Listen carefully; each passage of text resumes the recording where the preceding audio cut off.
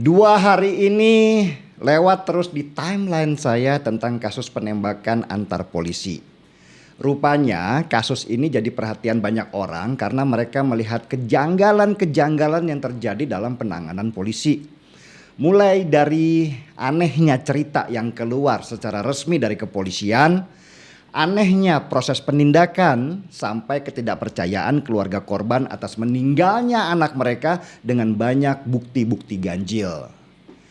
Bahkan kasus ini menarik perhatian Presiden Jokowi yang kemudian memerintahkan semua harus dijelaskan dengan terang benderang tanpa ada yang disembunyikan.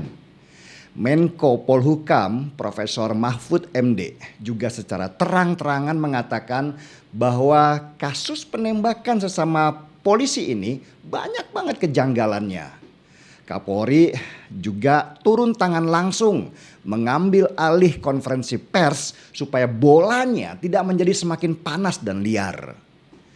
Kasus penembakan yang menewaskan seorang anggota polisi oleh seorang polisi itu memang banyak janggalnya.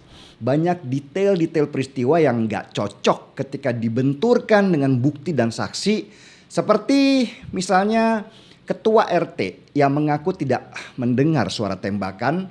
Padahal dalam cerita resminya di sana terjadi tembak-menembak yang seru dan akhirnya menewaskan 1 orang.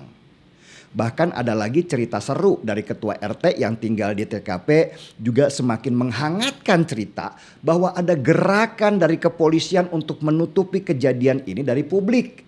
Seperti penggantian CCTV di kompleks.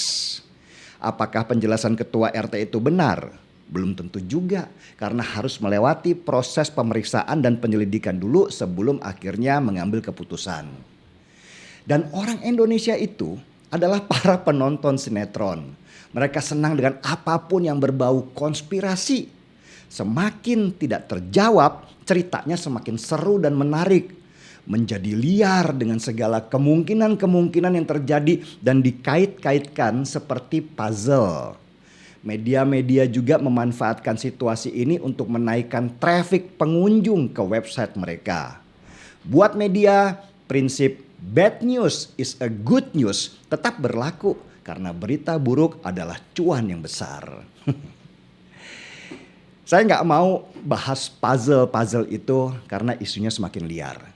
Sesudah Presiden Jokowi turun tangan, saya yakin kepolisian mau tidak mau harus membuka kasusnya dengan transparan karena ketidakjelasan informasi bukannya membuat kasus ini selesai, tetapi isunya malah menjadi semakin liar. Memang paling sakit adalah ketika kita harus membuka aib di dalam diri kita sendiri. Apalagi di dalam institusi sebesar Polri yang sedang berbenah diri. Kasus penembakan antar polisi ini saya yakin benar-benar menyiksa mereka dari dalam. Kita tahulah kalau jiwa korsa dalam tubuh Polri itu sangat tinggi. Jiwa korsa itu suatu kesadaran yang dibangun bersama bahwa sesama anggota di institusi itu adalah saudara. Bahkan bisa jadi lebih lekat daripada saudara kandung sendiri.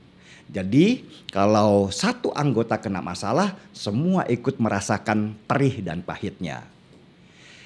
Tapi biar bagaimanapun, rasa pahit itu juga obat. Rasa pahit harus ditelan supaya lukanya cepat sembuh. Karena buat institusi sebesar Polri, mereka harus cepat memulihkan kepercayaan masyarakat yang sekarang sedang goyang. Ada hal yang lebih besar yang harus dilindungi sekarang, yaitu simbol Polri sebagai pengayom masyarakat. Kalau pengayomnya saja tidak dipercaya, maka pondasi negara itu bisa rusak. Karena itulah transparansi untuk membuktikan apa kejadian sebenarnya, siapa yang bersalah harus segera dilakukan.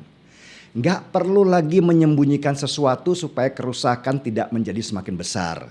Dan jangan lagi berpandangan bahwa masyarakat kita itu masih pada bodoh. Arus informasi yang begitu luas membuat sudah banyak orang pintar dalam memilih mana informasi yang benar dan mana yang kamuflase. Berikan sajalah fakta-fakta yang masuk akal, dikawal oleh lembaga-lembaga independen supaya kepercayaan terhadap institusi semakin kuat. Saya masih yakin polisi akan bersikap profesional, apalagi kasus ini sudah jadi kasus nasional. Nggak ada lagi alasan untuk menutup-nutupi kasus ini untuk melindungi seseorang meskipun itu saudara sendiri. Kita tunggu saja penyelidikan yang sedang berjalan dan nggak usahlah terlalu liar memainkan teori konspirasi yang juga nggak jelas kebenarannya. Saya masih percaya Polri. Inilah masa institusi ini sedang diuji. Masih banyak anggota-anggota di sana yang memang niatnya berjuang dan berperang sebagai alat negara. Nama baik mereka harus kita lindungi meski tetap dalam sebuah keluarga besar seperti Polri, situasi terburuk tetap saja ada. Dan sebagai ungkapan rasa simpati atas apa yang sedang terjadi, saya ingin seruput secangkir kopi.